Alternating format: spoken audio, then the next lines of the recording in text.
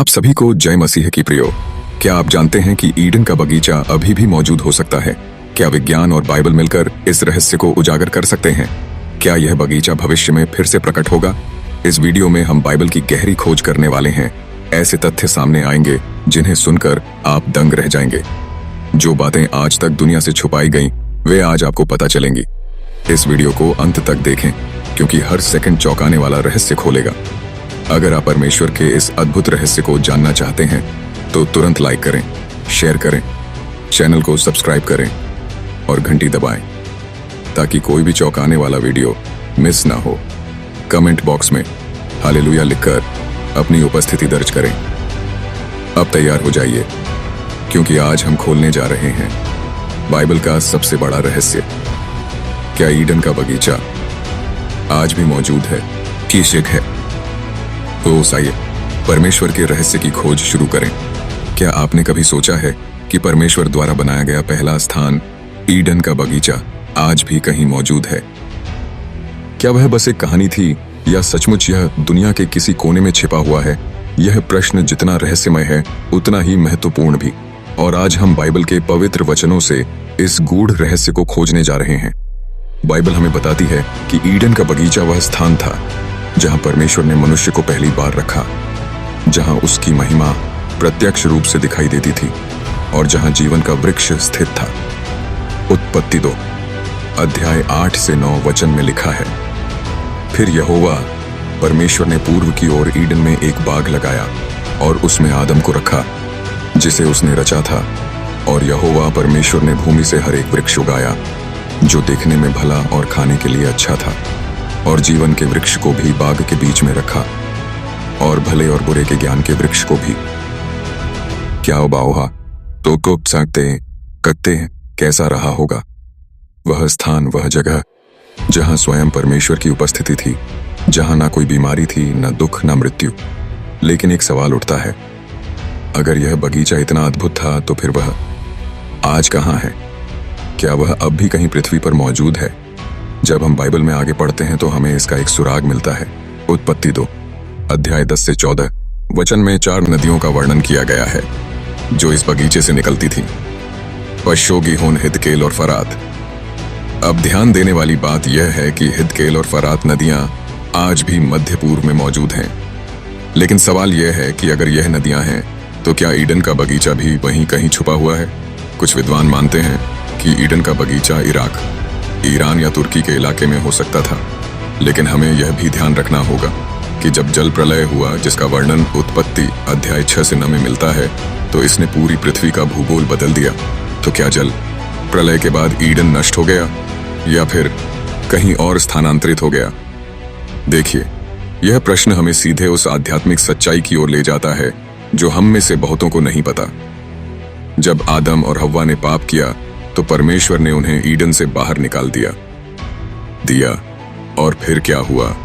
उत्पत्ति 3 अध्याय 24 वचन कहता है, और उसने आदम को निकाल दिया और जीवन के वृक्ष के मार्ग की रक्षा करने के लिए अदन की वाटिका के पूर्व की ओर कूबों को और चारों ओर घूमने वाली ज्वलंत तलवार को रख दिया।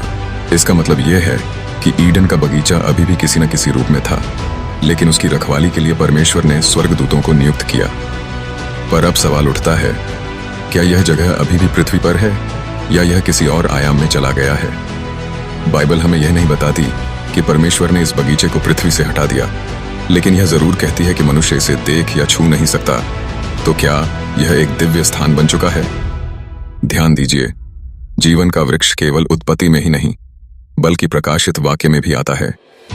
प्रकाशित वाक्य 22 अध्याय 2 वचन में लिखा है, उसके बीचों बीच और नदी के दोनों ओर जीवन का वृक्ष था जो 12 प्रकार के फल देता था और हर महीने अपना देता था, और उसके पत्ते जातियों के चंगे होने के लिए थे। यह क्या दर्शाता है? यह दिखाता है कि जीवन का वृक्ष अब परमेश्वर के स्वर्गीय नगर में है। तो क्या इसका मतलब यह हुआ कि ईडन का बगीचा पृथ्वी पर नहीं बल्कि स्वर्ग में चला गया? अब भाइयों और बहनों, यहाँ पर एक गहरी सच्चाई छिपी है। ईडन केवल एक भौतिक स्थान नहीं था, बल्कि यह परमेश्वर की उपस्थिति का प्रतीक था, और जब पाप आया तो मनुष्य उस उपस्थिति से अलग हो गया। लेकिन अच्छी खबर यह है कि यीशु मसीह हमें उस खोए हुए ईडन में लौटने का मार्ग दिखाते हैं। यूहन्ना 14 अध्याय 6 वचन में यीशु कहते हैं, मार्ग और सत्य और जीवन मैं ही हूं, बिना मेरे द्वारा कोई पिता के पास नहीं पहुंच सकता। यानी जो कुछ हमने ईडन में खोया उसे केवल यीशु मसीह में पाकर वापस पाया जा सकता है। हाँ, लेकिन यह अब हमारे लिए एक आध्यात्मिक सत्य है। अब केवल वे ही इस नए ईडन में प्रवेश कर सकते हैं जो यीशु मसीह में विश्वास रखते हैं। प्रकाशित वाक्य 2 अध्याय 7 वचन में लिखा है, जिसके कान हो वह सुन ले कि आत्मा कलीसिया उनसे क्या कहता है। जो जय पाए मैं उसे परमेश्वर के उस जीवन के वृक्ष में से खाने को दूंगा जो परमेश्वर के स्वर्ग में है, यानी ईडन अब स्वर्ग में है, और केवल वे ही उसमें प्रवेश कर सकते हैं जो परमेश्वर के वचन पर चलते हैं। अब सवाल उठता है, क्या आज भी कोई ईडन के बगीचे में प्रवेश कर सकता है? क्या हमें इस पवित्र स्थान को दोबारा पाने का कोई तरीका मिला है? कई विद्वान मानते हैं कि जब जल प्रलय आया तो इसने पृथ्वी के मूल भूगोल को पूरी तरह बदल दिया। इसलिए अगर ईडन का बगीचा पृथ्वी पर कहीं था तो शायद यह प्रलय के दौरान नष्ट हो गया होगा। लेकिन रुकिए, क्या बाइबल ऐसा कहती है? यजकेल 31 अध्याय 8 से 9 वचन में एक अद्भुत बात लिखी है। परमेश्वर के बगीचे के देवदार उससे बढ़कर न थे, और जीवन के वृक्ष की डाली उससे अधिक न थी, और परमेश्वर के बगीचे के किसी वृक्ष की टहनी उससे बढ़कर न थी। वहां के सब वृक्षों की शोभा के कारण मैंने उसको शोभायमान किया। इसका का मतलब यह है कि जल प्रलय के बाद भी परमेश्वर के बगीचे का अस्तित्व किसी न किसी रूप में बना रहा। लेकिन इसका क्या अर्थ है? क्या इसका मतलब यह हुआ कि ईडन का बगीचा कहीं और चला गया? बाइबल के कुछ अन्य संदर्भ बताते हैं कि ईडन अब पृथ्वी से हटाकर किसी अन्य आध्यात्मिक स्थान में रख दिया गया है। प्रकाशित वाक्य 2 अध्याय 7 वचन कहता है, जो जय पाए मैं उसे परमेश्वर के उस जीवन के वृक्ष में से खाने को दूंगा जो परमेश्वर के स्वर्ग में है। अगर जीवन का वृक्ष अब स्वर्ग में है तो क्या का मतलब यह हुआ कि ईडन भी अब स्वर्ग में चला गया है? यही नहीं, जब हम प्रकाशित वाक्य अध्याय 21 और 22 पढ़ते हैं तो हमें एक और अद्भुत रहस्य मिलता है। नया यरूशलेम प्रकाशित वाक्य 22 अध्याय 1 से 2 वचन में लिखा है, फिर उसने मुझे जीवन के जल की एक नदी दिखाई जो परमेश्वर और मेमने के सिंहासन से निकलकर शहर की सड़क के बीचों बीच बहती थी, और नदी के दोनों किनारों पर जीवन का वृक्ष था जो 12 प्रकार के फल देता था, और उसके पत्ते जातियों के चंगे होने के लिए थे। ध्यान दीजिए, जीवन का वृक्ष अब नए यरूशलेम में है, यानी वह वृक्ष जो ईडन में था अब स्वर्गीय नगर में है। अब सबसे बड़ा सवाल, क्या हम फिर से इस पवित्र स्थान में प्रवेश कर सकते हैं? उत्तर है हाँ, लेकिन केवल एक ही मार्ग से। जब आदम और हव्वा ने पाप किया तो परमेश्वर ने जीवन के वृक्ष के मार्ग पर कूबो और जलती हुई तलवार को रख दिया। उत्पत्ति 9 अध्याय 24 वचन, यानी पापी मनुष्य अब सीधे परमेश्वर के बगीचे में प्रवेश नहीं कर सकता था। लेकिन जब यीशु मसीह इस पृथ्वी पर आए तो उन्होंने इस खोए हुए मार्ग को फिर से खोल दिया।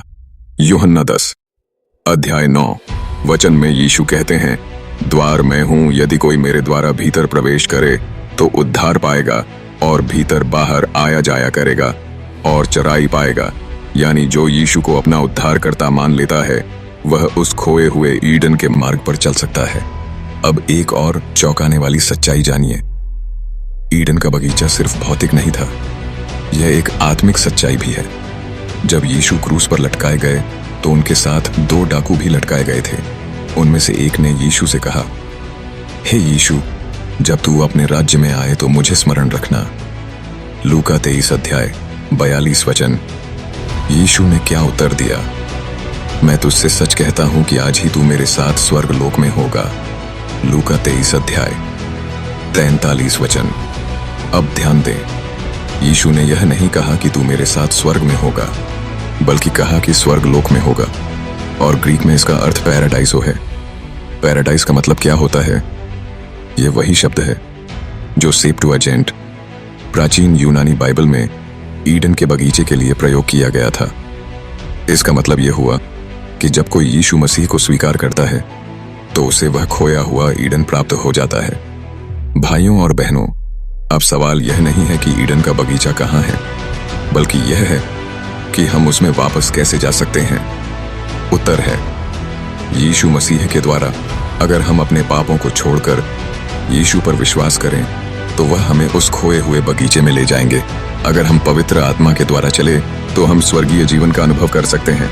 अगर हम परमेश्वर के वचन में जिए तो हम इस धरती पर भी आत्मिक ईडन में रह सकते हैं। 2 कुम 5 अध्याय 17 वचन कहता है, इसलिए यदि कोई मसीह में है तो वह नई सृष्टि है, पुरानी बातें बीत गईं, देखो सब कुछ नया हो गया है। लेकिन अब एक बड़ा सवाल उठता है, क्या ईडन का बगीचा भविष्य में फिर से प्रकट होगा? क्या हम दोबारा इसे देख पाएंगे? और अगर हाँ तो कब और से? आइए बाइबल की गहराइयों में उतरकर इस अंतिम रहस्य को खोजें। यशाया 51 अध्याय 9 वचन में एक अद्भुत भविष्यवाणी है, क्योंकि यहोवा सियोन को शांति देगा, उसके सारे उजड़े स्थानों को धीरज बंधाए और उसकी मरुभूमि को ईडन के समान बनाएगा और उसके निर्जल देश को यहोवा के बगीचे के समान बनाएगा। वहां आनंद, हर्ष, धन्यवाद और गीतों का शब्द सुनाई देगा। ध्यान दीजिए, यहां साफ लिखा है कि परमेश्वर फिर से पृथ्वी पर ईडन को स्थापित करेगा। क्या यह असंभव लगता है? परमेश्वर के लिए कुछ भी असंभव नहीं है। यजकेल नबी की भविष्यवाणियों में भी यही लिखा है कि परमेश्वर इस धरती पर फिर से अपने लोगों के लिए एक पवित्र स्थान बनाएगा, जहां कोई बुराई नहीं होगी। भाइयों और बहनों, जब हम प्रकाशित वाक्य 21 से 22 पढ़ते हैं तो वहां एक आश्चर्यजनक दृश्य दिखाई देता है। प्रकाशित वाक्य 21 अध्याय 1 से 2 वचन में लिखा है, फिर मैंने एक नया आकाश और एक नई पृथ्वी को देखा, क्योंकि पहला आकाश और पहली पृथ्वी जाती रही थी और मैंने पवित्र नगर नया यरूशलेम परमेश्वर के पास से स्वर्ग से उतरते हुए देखा, जो अपने पति के लिए संबरी हुई दुल्हन के समान तैयार था।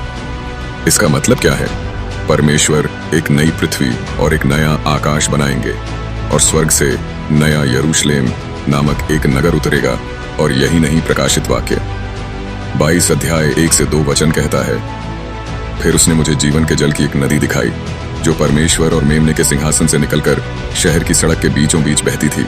और नदी के दोनों किनारों पर जीवन का वृक्ष था, जो 12 प्रकार के फल देता था, और उसके पत्ते जातियों के चंगे होने के लिए थे। यानी नए यरूशलेम में वही जीवन का वृक्ष होगा जो पहले ईडन के बगीचे में था। यानी ईडन का बगीचा पूरी तरह से नया होकर अधिक महिमा के साथ फिर से प्रकट होगा। अब बड़ा सवाल यह है, क्या हम सब इस भविष्य के ईडन में रहेंगे? उत्तर है, यह आप पर निर्भर करता है। बाइबल कहती है कि सिर्फ वे लोग जो यीशु मसीह में विश्वास करते हैं और उनकी आज्ञाओं पर चलते हैं, वे इस अनंत जीवन को प्राप्त करेंगे। प्रकाशित वाक्य 22 अध्याय 14 वचन में लिखा है, धन्य है वे जो उसके आज्ञाओं का पालन करते हैं, कि उन्हें जीवन के वृक्ष का अधिकार मिले और वे फाटकों से नगर में प्रवेश कर सके। यानी जो यीशु मसीह को स्वीकार करते हैं वे ही इस नए ईडन में प्रवेश करेंगे, लेकिन जो लोग पाप में बने रहेंगे उनके लिए यह स्थान नहीं होगा।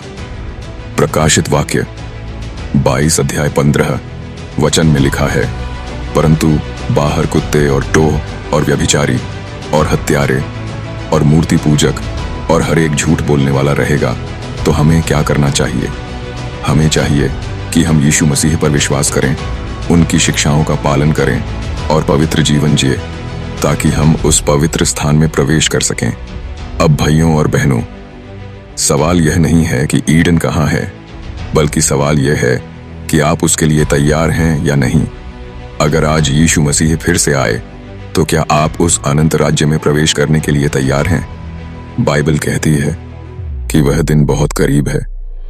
मत्ती 24 अध्याय 54 वचन कहता है, इस कारण तुम भी तैयार रहो, क्योंकि जिस घड़ी तुम सोचते नहीं उसी घड़ी मनुष्य का पुत्र आ जाएगा। अगर आप तैयार हैं तो यीशु आज ही आपको अपने आत्मिक ईडन में प्रवेश करा सकते हैं। भाइयों और बहनों, एक समय आएगा जब परमेश्वर का न्याय होगा। प्रकाशित वाक्य 20 अध्याय 12 वचन कहता है, और मैंने छोटे बड़े सब मरे हुओं को सिंहासन के सामने खड़े देखा, और पुस्तकें खोली गईं, और एक और पुस्तक खोली गई जो जीवन की पुस्तक है, और मरे हुए उन किताबों में लिखी बातों के अनुसार, अर्थात अपने अपने कामों के अनुसार दोषी ठहराए गए। अगर आपका नाम जीवन की पुस्तक में नहीं लिखा गया तो आपको उस अनंत ईडन में प्रवेश नहीं मिलेगा। इसलिए आज ही यीशु मसीह को अपना उद्धारकर्ता माने, उनकी शिक्षाओं का पालन करें और उनके प्रेम में चलें। हाँ, ईडन का बगीचा अब एक आध्यात्मिक वास्तविकता है जो यीशु मसीह के द्वारा प्राप्त होती है। भविष्य में नया यरूशलेम आएगा जो एक नए और महिमा मंडन जैसा होगा। सिर्फ यीशु मसीह पर विश्वास करने वाले लोग उसमें प्रवेश कर सकेंगे। अब सवाल यह नहीं है कि क्या ईडन का बगीचा आज भी मौजूद है, बल्कि सवाल यह है क्या आप उसमें प्रवेश करने के लिए तैयार हैं? अगर हाँ, तो आज ही अपने पापों से मुक्ति पाएं, यीशु मसीह को ग्रहण करें और उस अनंत आशीष के लिए तैयार हो जाएं, क्योंकि वह समय बहुत करीब है। क्या आप तैयार हैं भाइयों और बहनों? आज हमने वो रहस्य उजागर किए हैं जो सदियों से दुनिया से छुपे हुए थे। हमने जाना कि ईडन का बगीचा सिर्फ अतीत की कहानी नहीं, बल्कि एक भविष्य की सच्चाई है। हमने देखा कि बाइबल हमें बताती है कि नया यरूशलेम स्वर्ग से उतरेगा और जीवन का वृक्ष फिर से प्रकट होगा। और सबसे जरूरी सवाल, क्या आप इस नए ईडन में प्रवेश करने के लिए तैयार हैं? याद रखें, यह अवसर बार बार नहीं आएगा। यीशु मसीह के बिना इस अनंत स्वर्ग में कोई नहीं जा सकता। आज ही अपने जीवन में उन्हें स्वीकार करें, क्योंकि समय बहुत करीब है। अगर यह रहस्य उद्घाटन आपके लिए चौंकाने वाला था तो लाइक जरूर करें। इस वीडियो को अपने परिवार और दोस्तों के साथ शेयर करें। अगर आप चाहते हैं कि परमेश्वर आपको भी इस आशीष में शामिल करें तो कमेंट बॉक्स में हालेलुया लिखें। और हाँ, चैनल को सब्सक्राइब करना ना भूलें, क्योंकि आगे और भी अद्भुत बाइबल के रहस्य सामने आने वाले हैं। तो मिलते हैं अगले वीडियो में, जहां हम और भी अनजाने और चौंकाने वाले बाइबल के रहस्यों की खोज करेंगे। परमेश्वर आपको आशीष दे। हालेलुया।